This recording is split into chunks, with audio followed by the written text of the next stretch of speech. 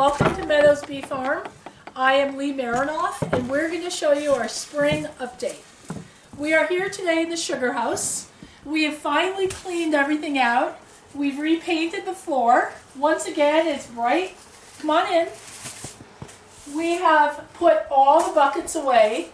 We've really taken out everything. The maple syrup is all in the basement, hidden away for further consumption or sales.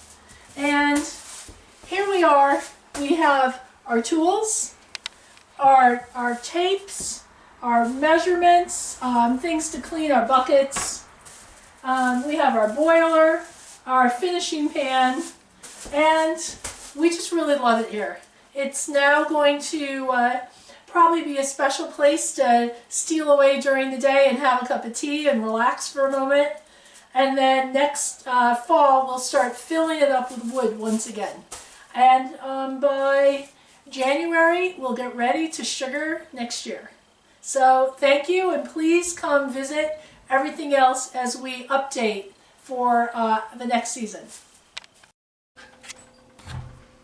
Hi, welcome back to Meadows Bee Farm. Last month we showed you about our compost toilets. Now at Meadows Bee Farm it is spring, and so we've spruced up, and we wanted to bring you back into the barn and show you how we've updated the compost toilet for spring. We painted bright yellow and pink, we put in flowers, and this is really to entice everybody to come in here when they need to relieve themselves. We use the pee from the compost toilet mixed with the wood chips.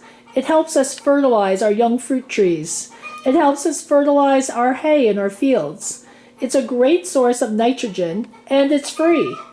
Otherwise, it would go down into our septic system and get drained out into the earth. To me, this is a really good way to fertilize and take care of our earth and grow our crops. I hope you can all get comfortable using this.